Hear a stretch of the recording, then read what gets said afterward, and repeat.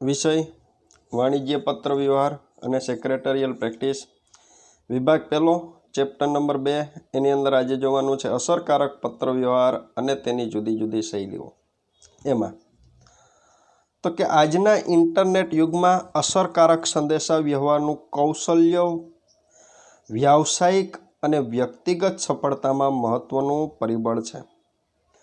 તો કે ભાઈ આજનો યુગ છે કેવો યુગ છે? તો કે ભાઈ ઇન્ટરનેટનો યુગ છે। તો કે ભાઈ એની અંદર અસરકારક સંદેશા વ્યવહારનું કૌશલ્ય છે એ કોને સફળ બનાવે છે?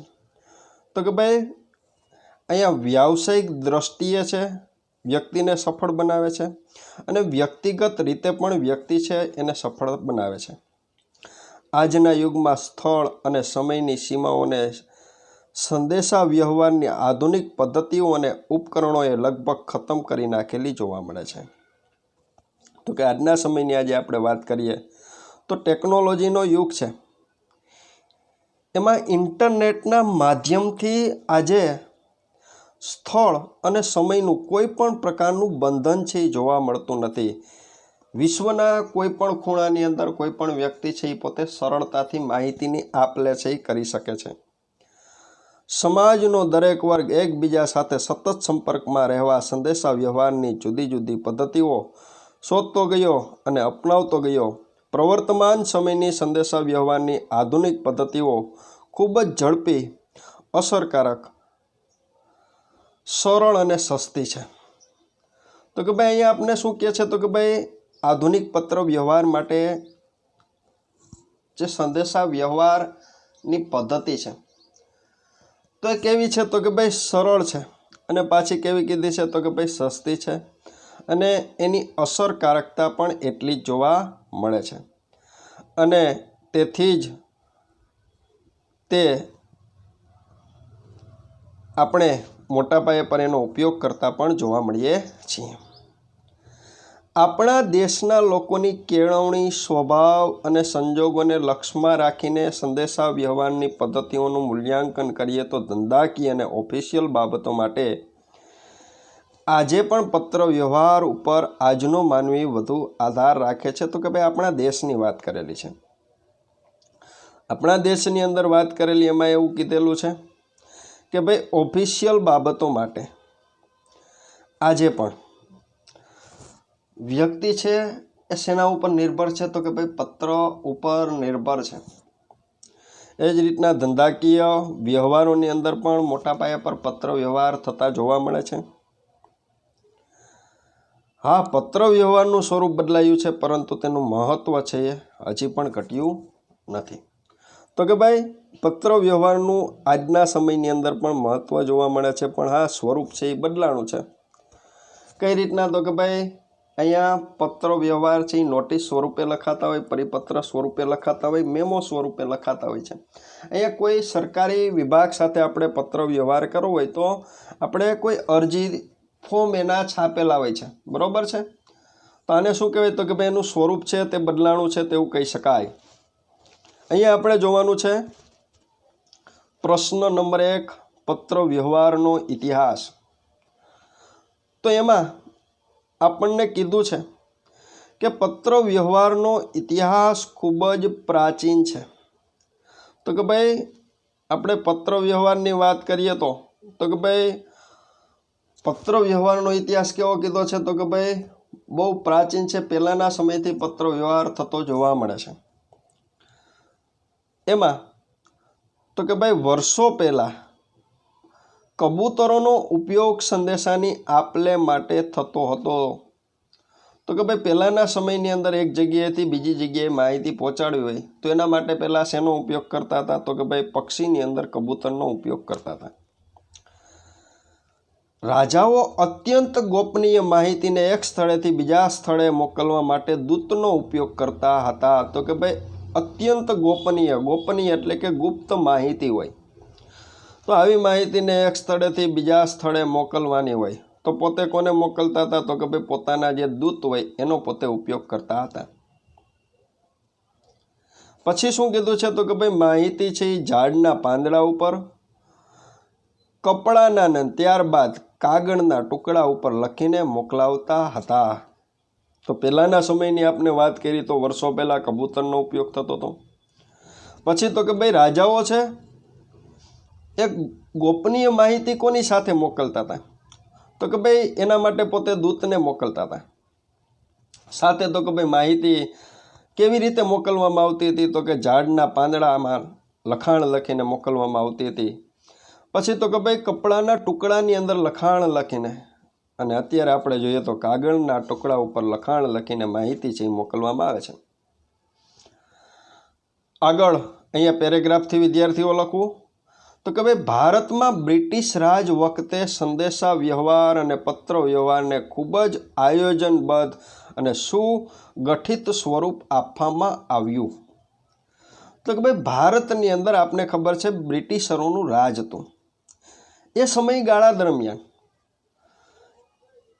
એના વ્યવહારોને સરળ બનાવવા માટે અંગ્રેજોએ શું કર્યું છે? તો કે ભાઈ પત્ર વ્યવહારને બહુ આયોજનબદ્ધ રીતે અને વ્યવસ્થિત સ્વરૂપ છે એ આપવામાં આવ્યું હતું.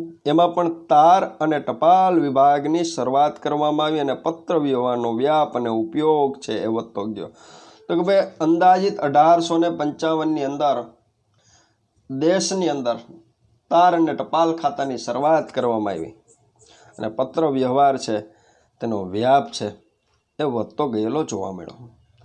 ત્યારબાદ ભારત સરકારે સંદેશા વ્યવહારના તાર અને ટેલિફોન જેવા એ સમયના આધુનિક ઉપકરણોની પ્રજાને ભેટ આપી અને પત્ર વ્યવહારને બહુ જ મહત્ત્વ આપ્યું. આજે આપણે જોઈએ તો ટેલિફોનની સેવા હજી અસ્તિત્વમાં છે, પણ તારની સેવા છે 2014-15ની અંદર સરકાર દ્વારા તારની સેવા છે બંધ કરી દેવામાં આવેલી છે. કારણ કે આજે આપણે ટેલિફોનનો ઉપયોગ પણ ઓછો કરીએ છીએ. મોટા પાયા પર આપણી પાસે એન્ડ્રોઈડ મોબાઈલ છે, તેનો મોટા પાયા પર ઉપયોગ કરીએ છીએ, જેના પરિણામે આ સેવા છે સરકાર દ્વારા બંધ કરી દેવામાં આવેલી છે. તો કે ભાઈ ભારત સરકારે શું કર્યું? તો કે તાર અને ટેલિફોન જેવા એ સમયના આધુનિક ઉપકરણોની પણ પ્રજાને ભેટ આપી અને પત્ર વ્યવહારને બહુ જ મહત્ત્વ આપ્યું. એની અંદર પણ આપણે કીધેલું છે પોસ્ટ કાર્ડ, જેનો આજે આપણે ઉપયોગ કરતા નથી. જો તમે પોસ્ટ ઓફિસે ગયા હોય અને ત્યાં આવું એક પોસ્ટ કાર્ડ છે એ મળતું હોય છે. એ જ રીતના એક ગુલાબી કલરનું કવર આંતરદેશીય પત્ર, પહેલાંના સમયની અંદર સગાવાલા છે એને કોઈ ગોપનીય માહિતી મોકલવી, જો લાંબુ લખાણ લખવું હોય તો આંતરદેશીય પત્ર છે ગુલાબી કલરનું આવતું, તેનો આપણે ઉપયોગ કરતા હતા. પરબીડિયું એટલે શું? તો કે ભાઈ કોઈ કાગળની અંદર લખાણ લખવાનું અને કવરની અંદર એને પેક કરી દેવાનું. તો જે કવરનો ઉપયોગ કરી છે એને શું કહેવામાં આવે છે? તો કે ભાઈ પરબીડિયું કહેવાય. વગેરે જેવા પત્ર વ્યવહારના ખૂબ જ સરળ અને કિફાયતી માધ્યમો લોકોમાં બહુ જ લોકપ્રિય થયા. તો કે ભાઈ આ બધા આપણી પાસે ઉપયોગમાં લેવાના સાધનો તો કે ભાઈ પોસ્ટકાર્ડ છે, આંતરદેશીય પત્ર છે અને પરબીડિયું છે. એ કેવા હતા? તો કે ભાઈ સરળ હતા અને સરળથી મળી જતા એવા માધ્યમો હતા. તો કે આ લોકોની અંદર શું થયું હતું? તો કે ભાઈ લોકપ્રિય થયા. પત્ર વ્યવહારને વધુ ઝડપી બનાવવા માટે આપણા પોસ્ટ વિભાગ દ્વારા સ્પીડ પોસ્ટ જેવી આધુનિક સેવાનો પ્રારંભ કરવામાં આવ્યો. તો એ પત્ર વ્યવહારને વધુ આધુનિક બનાવતું, વધુ ઝડપી બનાવતું. તો એના માટે પોસ્ટ વિભાગે કઈ સેવા શરૂ કરી? તો કે ભાઈ સ્પીડ પોસ્ટની સેવા 1986માં શરૂ કરી. સ્પીડ પોસ્ટ શું છે?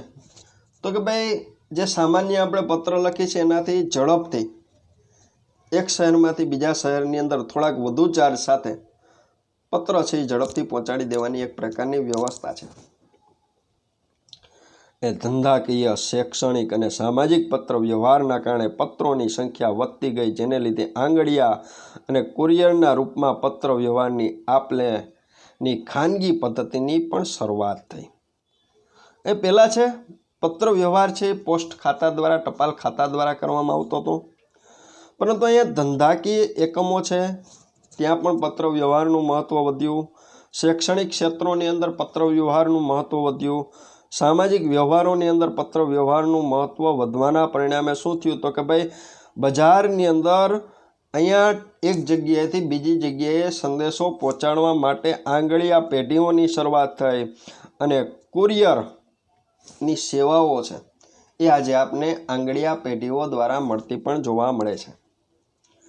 ઇન્ટરનેટના આગમન બાદ ઈમેલ જેવી પત્ર વ્યવહારની અત્યંત આધુનિક સેવાનો પણ પ્રારંભ થયો છે. અહીંયા આપણે જોઈએ છીએ તો કે ભાઈ ઇન્ટરનેટના આગમન બાદ તો કે ભાઈ આપણે ઈમેલનો પણ એક જગ્યાએથી બીજી જગ્યાએ માહિતી મોકલવા માટે ઉપયોગ કરતા જોવા મળીએ છીએ. એ પત્ર વ્યવહાર છે તેનો ઇતિહાસ છે તે પૂરો થાય છે. આ પ્રશ્ન છે પરીક્ષાની અંદર તમને 3 માર્ક્સની અંદર ટૂંકનોંધ સ્વરૂપે પૂછી શકે છે. શું તો કે ભાઈ પત્ર વ્યવહારનો ઇતિહાસ. હવે આગળ આપણે જોઈએ તો પત્ર વ્યવહારની લાક્ષણિકતાઓ. એમાં આપણે કીધું છે પત્ર વ્યવહારની આગવી લાક્ષણિકતાઓએ પત્ર વ્યવહારને માહિતી સંચાર ક્ષેત્રે ઊંચું સ્થાન આપ્યું છે અને તેનું મહત્વ સંદેશા વ્યવહારના આધુનિક યુગમાં પણ જળવાઈ રહ્યું છે. પત્ર વ્યવહાર વેપાર ધંધાના ક્ષેત્રમાં મહત્વનો અંગ બની ગયો છે. પત્ર વ્યવહારની લાક્ષણિકતાઓને નીચે મુજબ ગણાવી શકાય. આ પ્રશ્ન છે એ આપને 2 માર્ક્સની અંદર પૂછી શકાય અથવા તો 3 માર્ક્સની અંદર પણ પૂછી શકાય. પ્રશ્ન શું પૂછે તો કે ભાઈ પત્ર વ્યવહારની લાક્ષણિકતાઓ જણાવો. બરોબર છે. તો પત્ર વ્યવહારની લાક્ષણિકતાઓ જણાવો એની અંદર આપને પૂછે તો નંબર પહેલો કીધો છે તો કે ભાઈ સંદેશા વ્યવહારની ખૂબ જ સરળ અને કિફાયતી પદ્ધતિ છે. શું તો કે ભાઈ પત્ર વ્યવહાર સરળ અને કિફાયતી તો કે ભાઈ જ્યારે જરૂર પડે ત્યારે સરળતાથી આપણને પત્ર છે મળી રહે છે. નંબર બીજો પત્ર લખનાર અને મેળવનાર બંને માટે ઉપયોગી છે. શું તો કે ભાઈ પત્ર, કારણ કે એક વ્યક્તિ છે એ માહિતી આપવા માગે છે, બીજી વ્યક્તિ છે એ માહિતી મેળવવા માગે છે, એટલે બંને માટે પત્ર વ્યવહાર છે એ કેવું ગણી શકાય તો કે ઉપયોગી ગણી શકાય. નંબર ત્રીજો કીધો છે તો કે સ્થળ અંતર અને સમયની મર્યાદાઓ નડતી નથી. અહીંયા એક સ્થળેથી બીજા સ્થળે સંદેશા વ્યવહાર પહોંચાડવો છે, એના માટે ગમે તેટલું અંતર છે અને ગમે એટલા સમયની અંદર જે માહિતી છે તે જ સ્વરૂપમાં એક જગ્યાએથી બીજી જગ્યાએ પહોંચાડી શકાય છે, એટલે કે એની કોઈ મર્યાદાઓ નડતી નથી. નંબર ચોથો કીધો જે માહિતી માટે પત્ર વ્યવહાર કર્યો છે તેનો તે આધારરૂપ પુરાવો ગણાય છે. તો કે ભાઈ આપણે જે બાબત માટે પત્ર વ્યવહાર કર્યો છે, જે બાબત માટેનું લખાણ કરેલું છે, ભવિષ્યની અંદર એનો પુરાવા રૂપે ઉપયોગ છે એ કરી શકાય છે. નંબર 5મો કીધો માહિતીને ગુપ્ત રાખી શકાય છે.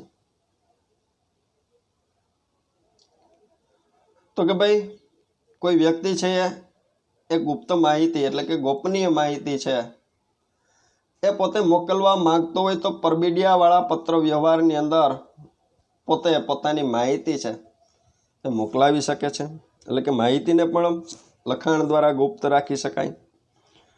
6થો નંબર કીધો ભવિષ્યમાં જરૂર પડે તો તે માહિતીનો પુનઃ ઉપયોગ કરી શકાય છે. તો કે ભાઈ આજે આપણે જે પત્ર લખેલો છે ભવિષ્યની અંદર એની જરૂર પડે, કોઈ પુરાવા માટે એનો ઉપયોગ કરવાનો હોય તો ત્યારે આપણે તેનો ઉપયોગ કરી શકીએ છીએ.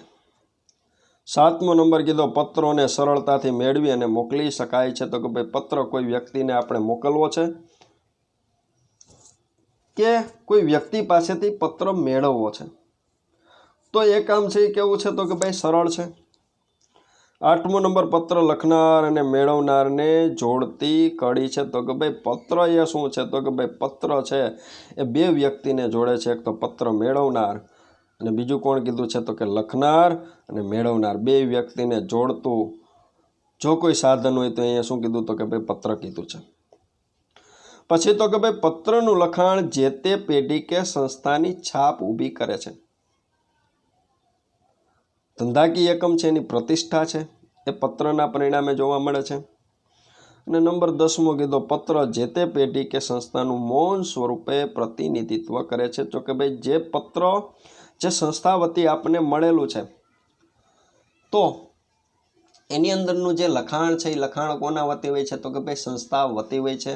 તો કે ભાઈ પત્ર છે એ જે તે સંસ્થાનું પ્રતિનિધિત્વ કરે છે તેવું કહી શકાય. અહીંયા પત્ર વ્યવહાર છે તેના લક્ષણો છે તે પૂરા થાય છે। હવે અહીં આપણે જોઈએ તો પત્ર વ્યવહારના પ્રકારો એની અંદર આપણે જોઈએ તો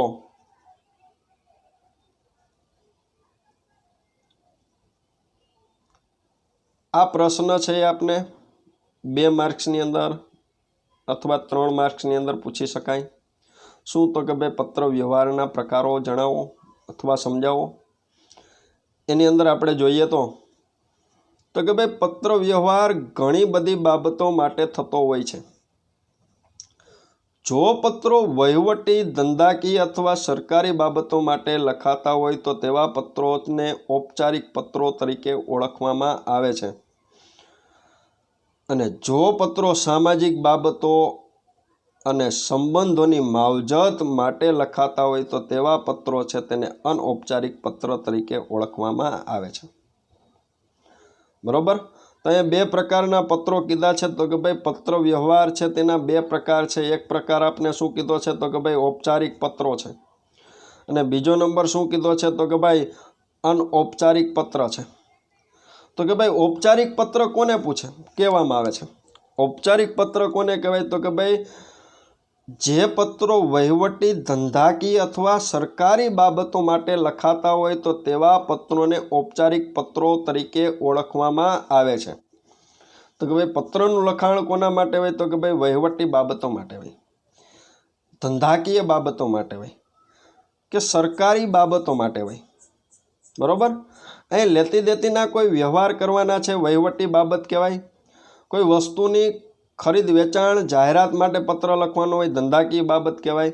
અને સરકારી તો કે ભાઈ સરકારી સુવિધાઓ પ્રાપ્ત કરવી છે એના માટે કંઈ પત્ર લખતા હોય તો સરકારી બાબતો માટે લખાતો પત્ર કહેવાય, તો એને ઔપચારિક પત્રો કહેવામાં આવે છે। જો પત્રો સામાજિક બાબતો અને સંબંધોની માવજત માટે લખાતા હોય તો તેવા પત્રોને કયા નામે ઓળખવામાં આવે છે તો કે અનૌપચારિક પત્ર તરીકે ઓળખવામાં આવે છે। અહીંયા ઔપચારિક પત્રો લખવાનો એક ઢાંચો હોય છે। ઢાંચો એટલે કે ઢબ હોય છે, એક પ્રકારની રીત હોય છે। બરોબર છે। એક પ્રકારનું એનું માળખું હોય છે, એ મુજબ આપણે લખવાનો હોય છે। જ્યારે અનૌપચારિક પત્રો માટે આવો કોઈ નિશ્ચિત ઢાંચો હોતો નથી। પત્ર વ્યવહારના પ્રકારોને કોષ્ટક દ્વારા નીચે પ્રમાણે સમજી શકાય। તો એ પત્ર વ્યવહાર છે એના પ્રકારો છે। અહીં આપણે કેટલા કીધા છે તો કે ભાઈ 2, એક તો ઔપચારિક કીધું છે, બીજું અનૌપચારિક કીધું છે। તો કે ભાઈ ઔપચારિક અને અનૌપચારિક। અનૌપચારિકની અંદર તો કે ભાઈ સામાજિક બાબતો માટે અને અંગત સંબંધોમાં લખાતા પત્રો સાથે શુભેચ્છા પત્રો। સામાજિક અને અંગત સંબંધોમાં તો કે આપણે સગાવાલાને જે પત્ર લખીએ છીએ, આજે રોજબરોજને માટે ફોન કરતા હોઈએ, શા માટે તો કે ભાઈ આપણાને એના સંબંધો જળવાઈ રહે। બરોબર છે। તો કે ભાઈ સંબંધોમાં લખાતા પત્રો અનૌપચારિક પત્રો। તો કે ભાઈ શુભેચ્છા પાઠવવા માટેના પત્રો। કોઈ વ્યક્તિ છે એને કોઈ જગ્યાએ સફળતા પ્રાપ્ત કરેલી છે તો એના માટે આપણે એને શુભેચ્છા પાઠવતા હોઈએ છીએ। સાથે સાથે વ્યક્તિ છે એને આશ્વાસન આપતા હોય, કોઈ વ્યક્તિ છે ગંભીર બીમારીનો ભોગ બનેલો હોય, કોઈ એવી આફત આવેલી હોય તો એના માટે આપણે આશ્વાસન પત્ર છે એ પાઠવતા હોઈએ। અભિનંદન માટે અને સાથે સાથે એ કીધું છે આમંત્રણ માટે। કોઈ પ્રસંગોપાત લખાતા પત્રો તો કે ભાઈ આમંત્રણ માટેના પત્રો છે કહી શકાય છે। એને કયા નામે ઓળખી શકાય તો કે અનૌપચારિક પત્રો। હવે ઔપચારિક પત્રોની અંદર તો કે ભાઈ વાણિજ્યક પત્રો અને ઓફિશિયલ પત્રો એમાં આપણે જોઈએ તો કે ભાઈ વાણિજ્યક પત્ર કોને કહેવાય તો કે ધંધાના પ્રચાર અને પ્રસાર માટે લખાતા પત્રો। એની અંદર પૂછપરછના પત્રો, ઓર્ડરના પત્રો અને એજન્સીના પત્રો। એ વાણિજ્યક પત્રો એટલે કે તો કે ભાઈ કોઈ વેપારીએ માલ સામાનની ખરીદી કરવી છે તો એના માટે લખાતા પત્રો। પછી તો કે ભાઈ માલ સામાન ખરીદી કરવી છે એના માટે ઓર્ડર આપતા પત્રો। એજન્સીના પત્રો તો કે ભાઈ ધંધાકીય એકમે કોઈ વસ્તુનું જે તે જિલ્લા માટે, જે તે રાજ્ય માટે વસ્તુના વેચાણ માટે પોતે એજન્સી પ્રાપ્ત કરવી છે તો એ મેળવવા માટે લખાતા પત્રો। ઓફિશિયલ પત્રો તો કે સરકારી સંસ્થાઓ વહીવટી બાબતો માટે લખાતા પત્રો તો કે ભાઈ કેવા, તો કે અરજીપત્રો. રેશન કાર્ડ એટલે કે ભાઈ આપણે જોઈએ છે રેશન કાર્ડ આપણું હોય છે રાશન કાર્ડ, એના માટેના પત્રો. પાણીનો પ્રશ્ન હોય તો એ અંગેના પત્રો, સરકારી વિભાગે સાથે થતા વિવિધ પત્રો, એનો સમાવેશ છે ઓફિશિયલ પત્રોની અંદર થાય છે. અહીંયા આપણે યાદ રાખવાનું છે પત્ર વ્યવહાર છે એના કેટલા પ્રકાર, તો કે ભાઈ 2 ક્યાં ક્યાં, તો કે ઔપચારિક અને અનૌપચારિક. ઔપચારિકની અંદર વાણિજ્યક પત્રો અને ઓફિશિયલ પત્રો. અહીંયા ઔપચારિક પત્રો કોને કહેવાય, તો કે ભાઈ જે પત્રો વહીવટી ધંધાકીય અથવા સરકારી બાબતો માટે લખાતા હોય ઔપચારિક પત્રો કહેવાય. અને જો પત્રો સામાજિક બાબતો માટે અંગત સંબંધોની માવજત માટે લખાતા હોય તેવા પત્રોને અનૌપચારિક પત્ર તરીકે ઓળખવામાં આવે છે. બરોબર. અહીંયા પત્ર વ્યવહારના પ્રકારો પૂર્ણ કરીએ છીએ અને અહીંયા આપણું લેક્ચર છે તેને પણ પૂર્ણ કરીએ છીએ.